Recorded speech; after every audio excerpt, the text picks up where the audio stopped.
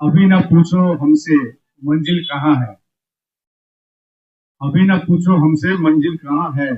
अभी तो हमने चलने का इरादा किया है। हम जो है हमारे महाबोधि महाविहार में हिंदुओं ने अपनी मूर्तियां रख ली है। तो हमारे भगवान बुद्ध की मूर्ति भी हिंदू मंदिरों में, राम मंदिर वगैरह में होना चाहिए। या इसके उल्टा कि राम मंदिर में यदि उन्होंने बुद्ध की मूर्ति रख ली है तो हम भी यहाँ पर उनकी मूर्ति को, तो ये जो है इस तरह की बात, जो इस तरह की कंट्रोवर्शियल बात की जा रही है, भगवान बुद्ध की जो विचारधारा है, उनका जो दर्शन है, वो दर्शन कहीं मेल नहीं खाता है। वो दर्शन बिल्कुल भी मेल नहीं खाता है। 1 मार्च से हम लोग इस स्थान पर डटे हुए हैं।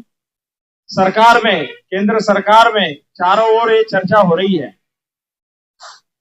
बीच में गया जिलाधिकारी से पता चला कि उनके पास कोई ज्ञापन आते नहीं है। लोग मुख्यमंत्री को देते हैं, प्रधानमंत्री को देते हैं, राष्ट्रपति को देते हैं, अलग अलग जिले के जिलाधिकारियों को देते हैं। तो जब पता चला कि जिलाधिकारी गया के पास ज्ञापन नहीं आते हैं, तो हमने अपील की कि पूरे देश के लोग जो राष्ट्रपति प्रधानमंत्री को ज्ञापन देते हैं, तो वो जिलाधिकारी गया के माध्यम से वो ज्ञापन को भेजा जाए। हर कोई समय का, परिस्थिति का जो भी तकाजा है, अनागारिक धम्मपाल जी ने पूरा जीवन लगाया। उस समय तो यातायात के साधन ही नहीं थे। गया से बोध गया पैदल आते थे लोग, तांगे में बैठ के आते थे। सरकार को लग रहा है कि क्या लेह लद्दाख में इतना बड़ा प्रदर्शन हुआ है जो तमाम वहां के बौद्धों ने वहां ये किया है। पूरा अरुणाचल, आसाम, त्रिपुरा, तमाम पूरे जगह ये वार्ता जो है कि बौद्धों का स्थान है, लेकिन बौद्धों का मैनेजमेंट नहीं है। ये बच्चा बच्चा अभी जानने लगा है।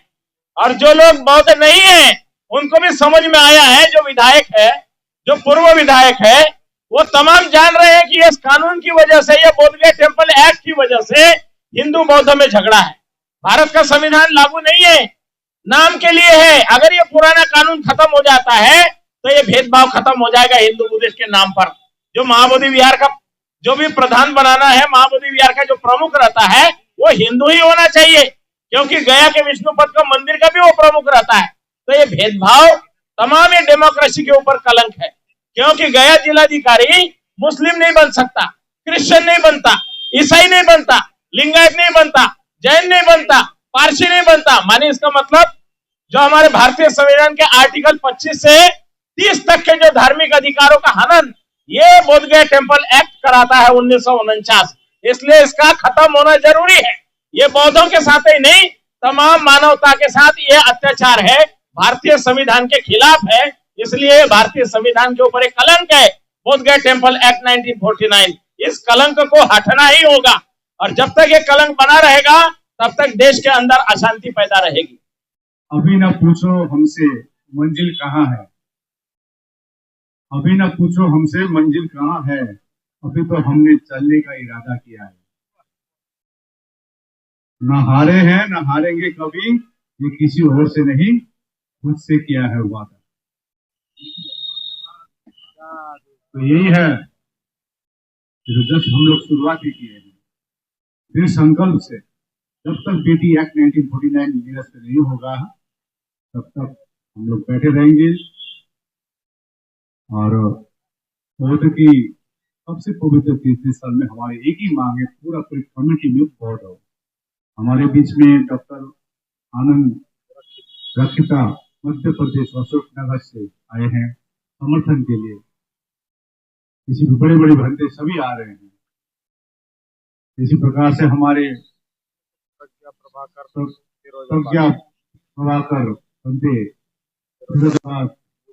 उत्तर प्रदेश से कई सारे बनते और भिखुनी आ रहे हैं, उपासक आ रहे हैं, कई संस्था आप देख सकते हैं। आप पूरे संस्था का यहाँ पूरा भर ही गया है सपोर्ट के लिए। ज्ञापन दे रही है डीएम को, चीफ मिनिस्टर ऑफ बिहार को, और हम लोग यहाँ पर भी एक कॉपी दे रहे हैं। हम ये उम्मीद बना रखते हैं 29वां दिन की सरकार हमारी जो मांग है इसको निश्चित रूप से सोच रही है। कुछ फीडबैक हलचल मिल रही है, मेरे को अंदर की खबर मिल रही है। बहुत न्याय की आस लगाए बैठे हुए हैं। और सरकार निश्चय इसमें एक अच्छी नींव देगी, हमको उम्मीद है। आपको उम्मीद है, लेकिन सरकार की तरफ से कोई नुमाइंदा नहीं आ रहा, नुमाइंदा मिलने नहीं आ रहा है, कोई तो आश्वासन नहीं मिल रहा है। देखिए, सरकार को बहुत एंगल से सोचना पड़ता है, हम भी एक एंगल से सोच रहे हैं। लेकिन मैं बोला आपको, हलचल है, खबर है, सरकार अब जल्द से जल्द एक अच्छी खबर बहुतों को देगी, ये आस लगा के बैठे हुए हैं।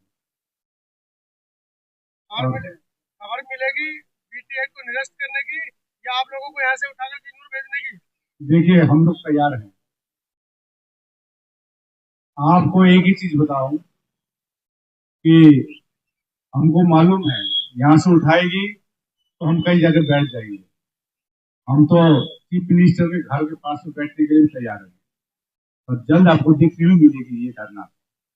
कल एक डॉक्टर का पैनल आया था, कह रहा था कि मुझे चेक करना है आप लोगों को, मीडिया कर्मी ने कागज। देखिए, मैं प्रशासन से अनुरोध करना चाह रहा हूँ, सही बात है, सरकार ने ये जगह दी है हमको बैठने के लिए, हम लोग बैठे। पैनल भी अपने छोटा छोटा जो कंट्रीब्यूशन है हमारे, इसी से बनाए हैं, कहीं बाहर से कोई फंडिंग नहीं है, कुछ कुछ उपासक लोग दे रहे हैं।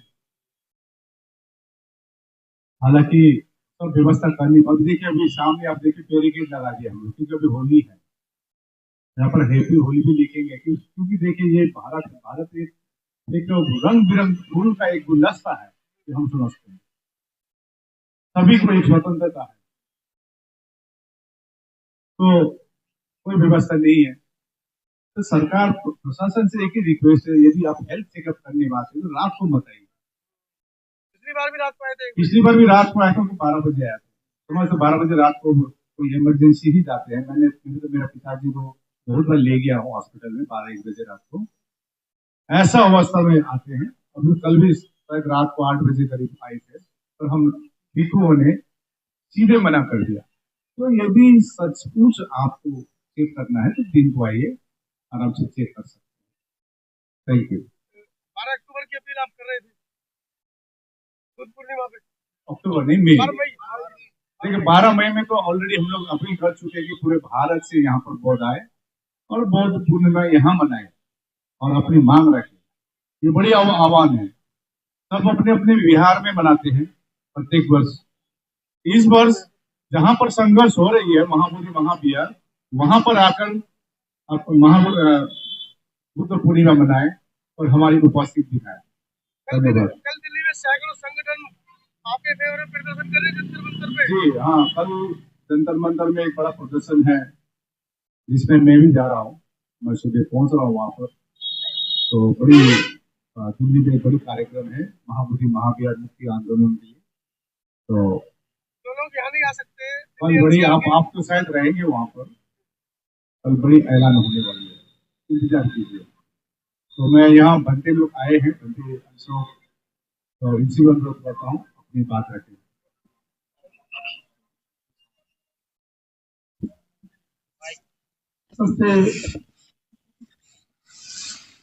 सबसे पहले तो मैं पूज्य भिक्षु संघ से क्षमा चाहता हूँ।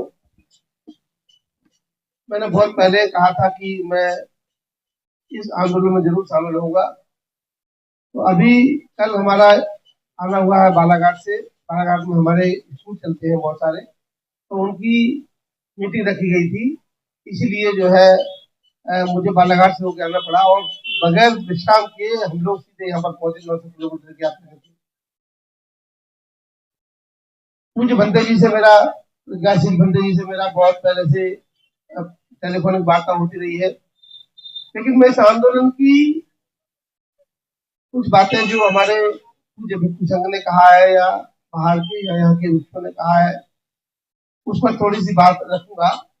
जैसे कोई ये कहता है कि कहा भी है यहाँ पर जो मतलब ठीक नहीं है कि हम जो है हमारे महाबोधि महाविहार में हिंदुओं ने अपनी मूर्तियां रख ली है, तो हमारे भगवान बुद्ध की मूर्ति भी हिंदू मंदिरों में, राम मंदिर वगैरह में होना चाहिए, या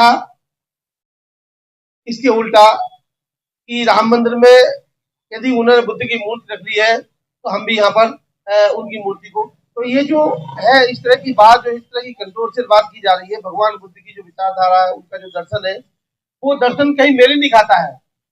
वो दर्शन बिल्कुल भी मेल नहीं खाता है। अगर जो है महाबोधि महाविहार को मुक्त करने का रास्ता है, तो महाबोधि महाविहार को विचारधारा से मुक्त करने का रास्ता है। कि जो विचारधारा है, जो उनका सिस्टम है, उस सिस्टम से बाहर निकालना है।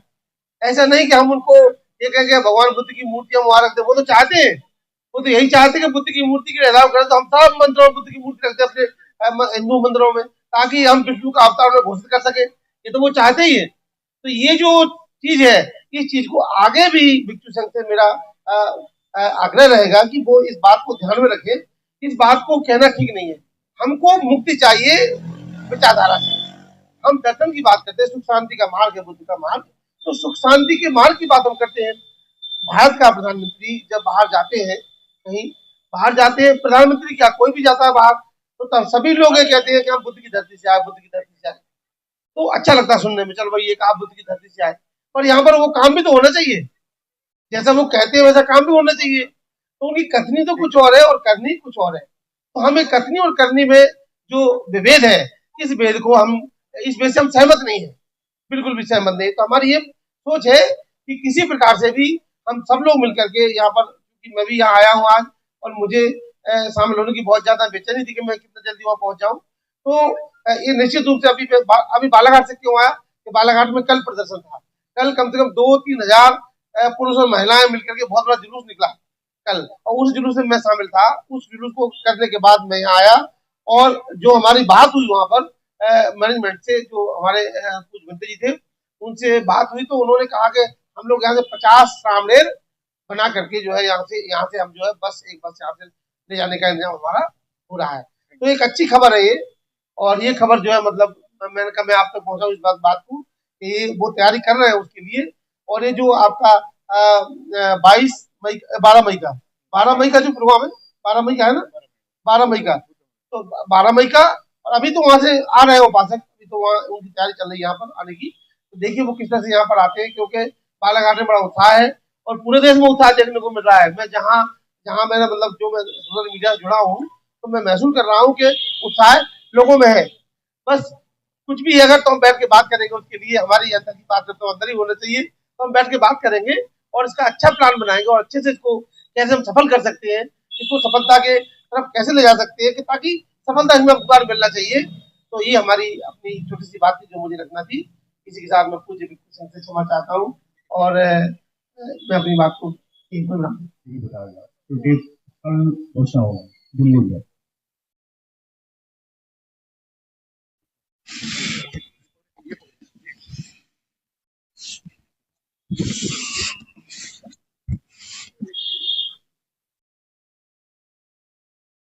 आज 29वां दिन है। माघ पूर्णिमा 12 फरवरी से आमरण अनशन शुरू हुआ था, अनिश्चितकालीन। बीटीएमसी कार्यालय के सामने गोलंबर में, महाबोधि विहार के एक कार्यालय के सामने, और 27 को रात में तमाम भंते लोगों को आधी रात में उठा के ले जाने के बाद 28 तारीख का जो धरना है अनुग्रह नारायण मगध मेडिकल कॉलेज में हुआ, दिन भर चला। उसके बाद 1 मार्च से हम लोग इस स्थान पर डटे हुए हैं। तमाम देश के अलग अलग राज्यों से, अरुणाचल, आसाम, त्रिपुरा, मिजोरम, नॉर्थ ईस्ट से बड़े भंते लोग आए, लेह लद्दाख से काफी संख्या में लोग आए, और दार्जिलिंग, कालिम्पोंग, सिलीगुड़ी, डुवर्स, ये क्षेत्र से भी जो अलग अलग संस्थाओं के पदाधिकारी है, वो तमाम लोग आए, अपने यहाँ विचार रखे। उन्होंने तन मन धन से सहयोग करने की अपील की और धरना पर बैठे, और आने वाले तमाम लोगों का और सिलसिला तेजी से बढ़ चुका है, आ रहे हैं। और सरकार में, केंद्र सरकार में चारों ओर ये चर्चा हो रही है बीच में गया जिलाधिकारी से पता चला कि उनके पास कोई ज्ञापन आते नहीं है। लोग मुख्यमंत्री को देते हैं, प्रधानमंत्री को देते हैं, राष्ट्रपति को देते हैं, अलग अलग जिले के जिलाधिकारियों को देते हैं। तो जब पता चला कि जिलाधिकारी गया के पास ज्ञापन नहीं आते हैं, तो हमने अपील की कि पूरे देश के लोग जो राष्ट्रपति प्रधानमंत्री को ज्ञापन देते हैं, तो वो जिलाधिकारी गया के माध्यम से वो ज्ञापन को भेजा जाए। तो बहुत सी संस्थाओं के लोग पदाधिकारी आए, नागपुर की बड़ी बड़ी संस्थाओं की ओर से लेटर लेके आए और आकर के वो लोग गया जाके अपने हाथों से ज्ञापन दिए हैं, रिसीविंग लिए हैं, उसके ऊपर ठप्पा लगा करके आकर के एक कॉपी हमारे पास भी यहाँ धरना स्थल पर लाके दिए हैं। तो ये जो काम चल रहा है बहुत अच्छी तरह से चल रहा है। कुछ भंते लोग बोल रहे थे कि भंते ससाई के समय सफल नहीं हुआ, अनागारिक धर्मपाल जी के समय सफल नहीं हुआ। तो ये जो बातें हैं, हर कोई समय का, परिस्थिति का जो भी तकाजा है, अनागारिक धर्मपाल जी ने पूरा जीवन लगाया। उस समय तो यातायात के साधन ही नहीं थे। गया से बोध गया पैदल आते थे लोग, टांगे में बैठ के आते थे। अब यातायात के साधन हो गए। उस समय पानी के जहाज से आते थे, हवाई जहाज नहीं हुआ करते थे। अनागारिक धर्मपाल जी ने 1933 में गुजर गए बेचारे। उन्होंने जो काम किया, जो इंग्लैंड के अंदर में बिल्डिंगें खरीदी उन्होंने, जापान और बर्मा के अंदर में जाकर के वहां पर कुछ इमारतें खड़ी की, जहां से उन्होंने इस आंदोलन को खड़ा किया। बुद्ध गया में जो महाबोधि सोसाइटी की बिल्डिंग दिखाई दे रही है, वो बनाने नहीं दे रहे थे, उन्होंने दूसरे को पैसा देके बनवा करके ले ली वो बिल्डिंग। कोलकाता में जो हेडक्वार्टर है कॉलेज स्ट्रीट में, तो उनका इतिहास तो बहुत बड़ी बड़ी मोटी किताबों में अभी जो पढ़ा जाना है पढ़ते हैं लोग। अनागारिक धम्मपाल जी का इतिहास और उसके 100 साल के बाद भंते आर्य नागार्जुन सुरेश ससाई जी का। डॉक्टर अंबेडकर सेंटेनरी ईयर में उन्होंने 92 में दादर चैत्य भूमि से यात्रा निकाली थी। कई ट्रकों में लोगों को लेके निकले थे और इस आंदोलन को खड़ा किया। एक तो जापान का व्यक्ति भारत में भाषा सीखे, भारत के भंते लोगों को लेकर के यहाँ पर आंदोलन चलाया। 1992 में चला, 93 में चला। 93 में मैं यहाँ आया था, तब छात्र था। 93 के बाद भंते बनने के बाद फिर बराबर साथ रहा और 95 से 86 दिन तक के धरना चला था, 3 महीने कंटिन्यू भूख हड़ताल चली थी। तब जाके लालू जी ने उसमें परिवर्तन करके 4 बड़े भंते लोगों को मेंबर बनाया था बुद्धिस्ट के साइड से। और फिर जब वहां निर्माण और सौंदर्यीकरण के काम शुरू हुए, तो एक दौर है कि वो जितना कुछ हम बुद्ध गया में देख रहे हैं सौंदर्यीकरण का काम, वो उस दौर में हुआ। बाद में भंते सुरेश ससाई जी को एक तो विदेशी भारत में आए, भारतीय हैं, उनको सरकार ने किसी तरह से दबाव देकर के माइनॉरिटी कमीशन में मेंबर बनाकर दिल्ली बिठाया। तो ये आंदोलन का मुखिया जो सर्वे सर्वा थे, तो सरकार ने उनको वहां बिठा दिया। बिठा देने के बाद में कुछ समय उन्होंने काम किया, भी दीक्षा भूमि के प्रमुख हैं। तो इसलिए हम लोग सफलता पाते आए हुए। अब जो ये आंदोलन थोड़ा ठंडा पड़ा हुआ था, चल रहा था, लेकिन नॉर्थ ईस्ट के बौद्धों ने इसको खड़ा करने के लिए 2 साल तैयारी करके और ये जो बिठाया है, तो ये नहीं कि पहले लोगों ने कुछ नहीं किया है। पहले लोगों की बदौलत ही मैं यहाँ सेक्रेटरी रहा हूँ। 6 साल मैंने काम किया है और आज तक वो काम कर रहा हूँ। अब ये सारा नया मंजर, नए साथी जो इधर उधर बिखरे हुए थे, सबको जोड़ करके हम आगे बढ़ रहे हैं। इसलिए ये नहीं कहना कि पहले कुछ नहीं किया, ये पहले आगे बढ़ाने के लिए ये काम शुरू हुआ है और ये अंतिम तक जाएगा। क्योंकि पहले हिमालयन बौद्धों की इसमें भागीदारी नहीं थी। हिमालयन बौद्धों के साथ दिक्कत यह है कि हिमालयन बौद्ध ठंडे मुल्क में रहने वाले लोग गर्मी बर्दाश्त नहीं करते हैं। जैसे कि अभी बुद्ध गया में लगभग 1-2% ही ठंडे मुल्क के लोग बचे होंगे, गर्मी की वजह से सारे जा चुके हैं। और अब ये बहुत से लोग आते देखते हैं, लामा नहीं दिखाई दे रहे। अरे लामा नहीं दिखाई, लेकिन लामा सारे के सारे हिमालय में काम में लगे हुए हैं। लेह लद्दाख में 13 डिग्री -13 डिग्री टेम्परेचर में लोगों ने इतनी विशाल जो जुलूस निकाला हुआ है, वो रैली को देख करके, वहां के धरने को देख करके आके सरकार की भी फटी फटी है। सरकार को लग रहा है कि क्या लेह लद्दाख में इतना बड़ा प्रदर्शन हुआ है, जो तमाम वहां के बौद्धों ने वहां ये किया है। पूरा अरुणाचल, आसाम, त्रिपुरा, तमाम पूरे जगह ये वार्ता जो है कि बौद्धों का स्थान है, लेकिन बौद्धों का मैनेजमेंट नहीं है, ये बच्चा बच्चा अभी जानने लगा है। और जो लोग बौद्ध नहीं है उनको भी समझ में आया है, जो विधायक है, जो पूर्व विधायक है, वो तमाम जान रहे हैं कि इस कानून की वजह से, ये बोधगया टेम्पल एक्ट की वजह से हिंदू बौद्ध में झगड़ा है। भारत का संविधान लागू नहीं है, नाम के लिए है। अगर ये पुराना कानून खत्म हो जाता है तो ये भेदभाव खत्म हो जाएगा हिंदू बुद्धिस्ट के नाम पर। जो महाबोधि विहार का जो भी प्रधान बनाना है, महाबोधि विहार का जो प्रमुख रहता है वो हिंदू ही होना चाहिए, क्योंकि गया के विष्णुपद का मंदिर का भी वो प्रमुख रहता है। तो ये भेदभाव तमाम ये डेमोक्रेसी के ऊपर कलंक है, क्योंकि गया जिलाधिकारी मुस्लिम नहीं बन सकता, क्रिश्चियन नहीं बनता, ईसाई नहीं बनता, लिंगायत नहीं बनता, जैन नहीं बनता, पारसी नहीं बनता। माने इसका मतलब जो हमारे भारतीय संविधान के आर्टिकल 25 से 30 तक के जो धार्मिक अधिकारों का हनन ये बोधगया टेम्पल एक्ट कराता है 1949। इसलिए इसका खत्म होना जरूरी है। ये बौद्धों के साथ ही नहीं, तमाम मानवता के साथ ये अत्याचार है, भारतीय संविधान के खिलाफ है। इसलिए भारतीय संविधान के ऊपर एक कलंक है, बोधगया टेम्पल एक्ट 1949। इस कलंक को हटना ही होगा, और जब तक ये कलंक बना रहेगा तब तक देश के अंदर अशांति पैदा रहेगी। इसलिए भेदभाव पैदा रहेगा, क्योंकि वहां पर दूसरे धर्म के लोग कुछ भी ऊट पटांग करते रहेंगे और बौद्धों के साथ में भेदभाव होता रहेगा। बौद्ध चुपचाप देखते नहीं रह पाएंगे, क्योंकि वो जमाना नहीं रहा नागारिक धम्मपाल जी के समय, जब गुरु चंद्रमणि जी का टांग तोड़ दिया गया था, सिर फोड़ दिया गया था। हमारे दादा गुरु जो थे पूज्य भदन चंद्रमणि गुरु जी, जिनको बाबा साहब के गुरु जी, तो वो समय नहीं रहा। बाबा साहब ने लोकतंत्र में, डेमोक्रेसी में भारत का संविधान देकर के सभी को समान बनाए हैं, हमारे धार्मिक अधिकारों को सुरक्षित किया है। इसलिए वो समय नहीं है और उस तरह से वातावरण भी नहीं है। अभी देश और विदेश के तमाम लोग जान रहे, समझ रहे हैं कि ये बौद्धों के साथ अत्याचार हो रहा है और बौद्ध इसको बर्दाश्त नहीं करेंगे। तो इसलिए आज 29वें दिन में आज की संध्या की वंदना करते हुए हम लोग तमाम भिक्खु भिक्खुनी, लामा, रिम्पोचे, तमाम देश के सभी बौद्ध, हम ये चाहते हैं और मांग भी है, और सरकार के लोगों से 2004 में हमारी एक वार्ता हुई थी नीतीश कुमार जी के साथ में, तो वो चाहते हैं, लेकिन क्या है कि मनुवादी और जो गोलवल करके चेले, उनके साथ उनकी सरकार बनी हुई है।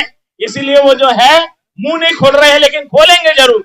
ये वातावरण हमारा जो गर्म पूरा हो रहा है, चारों तरफ हल्ला हो रहा है, उनको करना पड़ेगा, क्योंकि करने में उनकी भलाई है।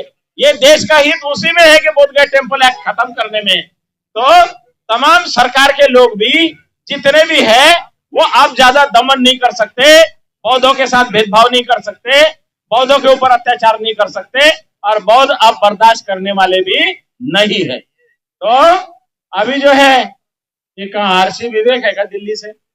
अच्छा, ये दिल्ली से आरसी विवेक साहब पुराने बहुत बड़े कार्यकर्ता है, एक्टिविस्ट है। तो आज के इस प्रेस वार्ता में मैं यही विचार रखता हूं कि हमने अभी तक के जो भी 29 दिनों तक के यहाँ साधना किया है, तब किया है, हम बुद्ध जयंती तक करने के लिए तैयार है, और हमें कोई इतना जल्दी भी नहीं है। हम लोग डटे रहेंगे और आगे बढ़ते रहेंगे।